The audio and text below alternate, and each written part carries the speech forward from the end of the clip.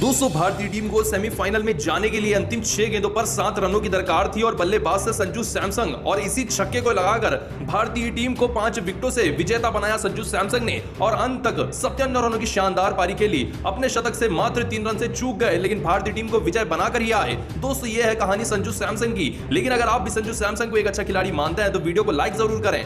दोस्तों वेस्टइंडीज बनाम भारत के बीच में T20 वर्ल्ड कप 2026 का एक वर्चुअल क्वार्टर फाइनल मुकाबला शुरू हो चुका है क्योंकि सेमीफाइनल में जाने के लिए दोनों ही टीमों को यह मैच जीतना बेहद ही जरूरी था। ऐसे में इस मुकाबले में अगर हम टॉस की बात करें तो टॉस जीता सूर्य कुमार यादव ने और गेंदबाजी को चुना और वेस्टइंडीज को कहा कि आप आए पहले बल्लेबाजी करने के लिए। वेस्टइंडीज की तरफ से किसी बल्लेबाज ने अर्धशतक नहीं लगाया लेकिन सभी बल्लेबाजों ने अपना अपना बेहतरीन योगदान दिया। जहां रोस्टन चेस ने 40 रन, शिमरॉन हेटमायर ने 27 रन, शरफन रदरफोर्ड 14, रोमन पवेल 34, अंत में जेसन होल्डर ने 20 गेंदों पर 37 रन जड़ दिए। सभी बल्लेबाजों ने अपना अपना बेहतरीन योगदान दिया जिसके चलते 155 रन तक पहुंच पाई वेस्टइंडीज की टीम 4 विकेट खोकर। ऐसे में टारगेट का पीछा करते हुए संजू सैमसंग व अभिषेक शर्मा सलामी बल्लेबाज बनकर आए।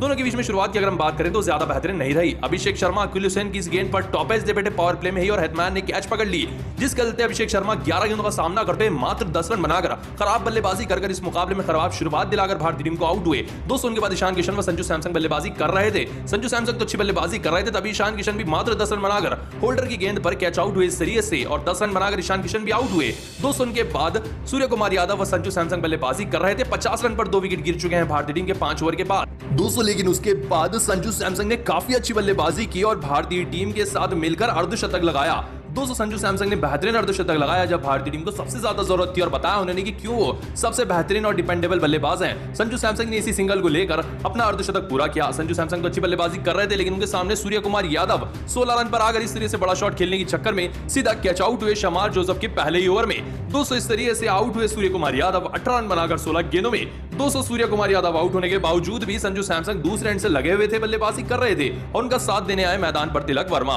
दोस्तों तिलक वर्मा ने भी आते ही शानदार बल्लेबाजी की और लगातार 3 गेंदों पर 3 चौके लगाए। दोस्तों उनका बेहतरीन साथ दे रहे थे संजू सैमसंग। अंतिम 40 गेंदों पर 75 रनों की दरकार थी भारतीय टीम को और अभी भी 4 विकेट भारतीय टीम के पास थे लेकिन आज संजू सैमसंग को 10 में से कितना नंबर। दोस्तों करो या मरो वाला मुकाबला T20 वर्ल्ड कप 2026 के सुपर 8 का वेस्ट इंडीज बनाम भारत के बीच में शुरू हो चुका है। दोस्तों ये मुकाबला सेमीफाइनल में पहुंचने के लिए दोनों ही टीमों को जीतना बेहद ही जरूरी था। ऐसे में शाही होप वेस्ट इंडीज के कप्तान व भारत के कप्तान सूर्य कुमार यादव आए टॉस के लिए। दोस्तों टॉस गिरा सूर्य कुमार यादव की झोली में और टॉस जीते ही सूर्य कुमार यादव ने ईडन गार्डन की पिच को मद्देनजर रखते हुए पहले गेंदबाजी को चुना और वेस्ट इंडीज को आमंत्रण किया बल्लेबाजी करने के लिए। दोस्तों वेस्ट इंडीज की तरफ से काफी बड़ा बदलाव हुआ। ब्रैंडन किंग को ड्रॉप किया गया और उनकी जगह अकील हुसैन को लाया गया और नए सलामी बल्लेबाज जो कि ऑलराउंडर नंबर 7 पर आते हैं रोस्टन चेस, उनको सलामी बल्लेबाज बनाकर भेजा गया हिटिंग करने के लिए। और वेस्ट इंडीज का यह पैतरा काफी कारगर साबित हुआ क्योंकि आते ही रोस्टन चेस ने मात्र 18 गेंदों में 35 रन ठोक दिए। दोस्तों जो काम सुनील नारायण पहले के समय में वेस्ट इंडीज के लिए सलामी बल्लेबाज के तौर पर किया करते थे वही इसी बल्लेबाज ने भी किया। दूसरे एंड से शाही होप के एंकरिंग इनिंग खेलते हुए शुरुआती 30 गेंदों पर मात्र 30 रनों की पारी खेल रहे थे तो दूसरे एंड से भारतीय टीम के गेंदबाजों की जमकर धुलाई कर रहे थे रोस्टन चेस। दोस्तों वेस्ट इंडीज का यह पैतरा एक ऑलराउंडर को सलामी बल्लेबाज बनाकर भेजना काफी कारगर साबित हुआ और शुरुआती 8 ओवरों में वेस्ट इंडीज की टीम ने 67 रन बनाए बिना कोई विकेट खोकर। यहां तक वेस्ट इंडीज का यह पैतरा काफी कारगर साबित हुआ और वेस्ट इंडीज ने 8.5 के रन रेट से रन बनाए। दोस्तों लेकिन उसके बाद हुआ भारतीय टीम का कमबैक और भारतीय टीम ने इस पार्टनरशिप को तोड़ने के लिए वरुण चक्रवर्ती को बुलाया और अपने पहले ओवर की अंतिम गेंद पर वरुण चक्रवर्ती ने वेस्ट इंडीज के कप्तान शाही होप को इस तरीके से फंसाया और क्लीन बोल्ड कर दिया कुछ इस तरीके से। कप्तान शाही होप 32 रन बनाकर 33 गेंदों में काफी खराब बल्लेबाजी कर आउट हुए। फिर आए जसप्रीत बुमराह। दोस्तों जसप्रीत बुमराह के सामने शिमरॉन हेटमायर और रोस्टन चेस बल्लेबाजी कर रहे थे तभी इस तरीके से शॉट लगाने के चक्कर में शिमरॉन हेटमायर भी इनसाइड एज दे बैठे और इस तरीके से कैच आउट हुए। जसप्रीत बुमराह के दूसरे ओवर की तीसरी गेंद पर शिमरॉन हेटमायर 27 रन बनाकर 12 गेंदों में आउट हुए। जसप्रीत बुमराह ने अपने दूसरे ओवर में पहली सफलता दिलाई लेकिन ये तो सिर्फ ट्रेलर था, पिक्चर अभी बाकी थी। रोस्टन चेस जो कि 40 रन पर अच्छी बल्लेबाजी कर रहे थे 25 गेंदों में, वो भी बुमराह की इस गेंद पर टॉप एज दे बैठे और कैच आउट हुए। अंतिम गेंद पर भी जसप्रीत बुमराह ने विकेट निकाली। एक ही ओवर में 2 विकेट निकालते हुए सेट बल्लेबाज चेस को 40 रन पर आउट किया 25 गेंदों में। फिर रोमन पोवेल और शरफन रदरफोर्ड बल्लेबाजी कर रहे थे। हार्दिक पांड्या अपना अंतिम ओवर लेकर आए और अंतिम ओवर की पहली गेंद पर शरफन रदरफोर्ड एज दे बैठे इस तरीके से पांड्या की गेंद पर और संजू सैमसंग को कैच दे बैठे, जिसके चलते शेरफन रदरफोर्ड मात्र 14 रन बनाकर 9 गेंदों में हार्दिक पांड्या के पहले शिकार बने। दोस्तों भारतीय टीम ने 4 विकेटें सिर्फ 4 ओवर में ही निकाली, सिर्फ 22 रन देकर। दोस्तों मध्य क्रम में वेस्टइंडीज फंस गई। 127 रन पर 4 विकेट चले गए 15 ओवर में वेस्टइंडीज के। एक बेहतरीन शुरुआत को एक्सेलरेट नहीं कर पाई वेस्टइंडीज की टीम। तारीफ करनी होगी भारतीय टीम के कमबैक की, लेकिन आप भारतीय टीम की इस गेंदबाजी को 10 में से कितना नंबर? दोस्तों वक्त हो चुका है इस साल के सबसे बड़े मुकाबले का, T20 वर्ल्ड कप 2026 के महामुकाबले का, जो कि वेस्टइंडीज बनाम भारत के बीच में खेला गया कोलकाता के ईडन गार्डन मुकाबले में। दोस्तों वर्ल्ड कप के सेमीफाइनल की रेस के लिए दोनों ही टीमों का मुकाबला जीतना जरूरी था। जो भी टीम ये मुकाबले में जीतने वाली थी वो टीम सीधा सेमीफाइनल के लिए क्वालिफाई करने वाली थी। ऐसे में इस मुकाबले में टॉस के लिए शाई होप व भारत के कप्तान सूर्य कुमार यादव मैदान पर आए। दोनों ही कप्तान ने टॉस को चाला और सूर्य कुमार यादव ने टॉस को जीता और टॉस को जीतकर उन्होंने सबसे पहले गेंदबाजी को चुना और वेस्टइंडीज को बल्लेबाजी के लिए बुलाया। जसप्रीत बुमराह भारतीय टीम की इनिंग की शुरुआत करने आए।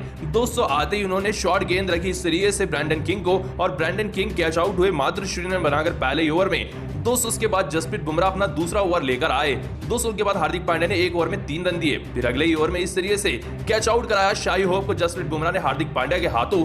2 ओवर में 2 बड़े विकेट निकाले भारतीय टीम ने। दोस्तों उनके बाद मैदान पर वेस्टइंडीज का कमबैक कराया इनके तीसरे नंबर के बल्लेबाज शिमरॉन हेतमायर ने, जिन्होंने इस मुकाबले में 17 गेंदों पर 40 रनों की धुआंधार पारी खेली। लेकिन फिर आए अक्षर पटेल और अक्षर पटेल की इस गेंद पर बड़ा शॉट खेलने के चक्कर में शिमरॉन हेतमायर भी कैच दे बैठे और 44 रन बनाकर 20 गेंदों में आउट हुए। फिर आए हार्दिक पांड्या और हार्दिक पांड्या ने इस तरीके से रोस्टन चेस को शॉर्ट गेंद रखी। बड़ा शॉट तो ये खेल बैठे, लेकिन ये भी डीप मिड विकेट पर शानदार कैच के लिए समाप्त हुई। रोस्टन चेस भी 10 रन बनाकर आउट हुए। फिर उनके बाद इस तरीके से आते ही ये भी कैच आउट हुए। दोस्तों जेसन होल्डर इनका नाम था। फिर आए जसप्रीत बुमराह अपना तीसरा ओवर लेकर और आते ही उन्होंने इस तरीके से रोमोरियो शेफर्ड को क्लीन बोल्ड कर दिया। फिर आए बल्लेबाजी करने के लिए शेरफन रदरफोर्ड।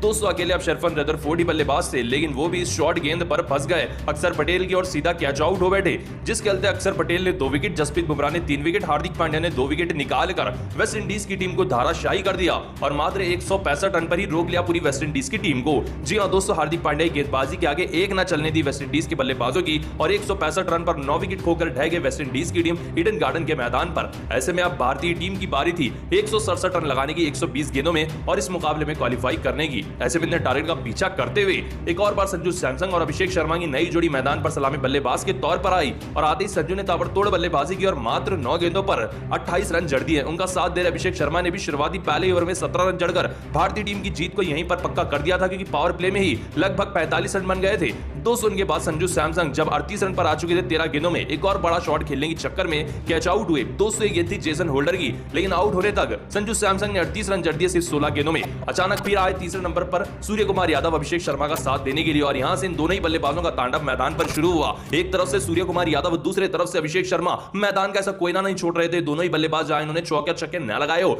देखते ही देखते एक और बार बेहतरीन लाजवाब शानदार जानदार बल्लेबाजी करते हुए अभिषेक शर्मा ने अपना अर्धशतक मात्र 22 गेंदों पर पूरा किया और अपने कमबैक का एक बेहतरीन संकेत दिया। उनके साथ कप्तान सूर्य